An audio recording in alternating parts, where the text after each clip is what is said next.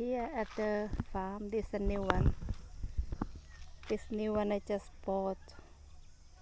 It's from my cousin as well, so they owe the bank money, so they can't pay it back, and then they go to the court, and the court order to sell it, and somebody go to the teacher in Utumpon.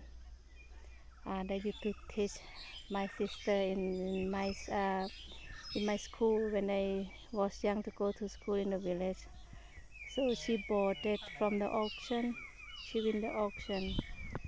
So I asked her, then can I bought it back, because this is my cousin land, and it's next to my land as well, this one, that one over there.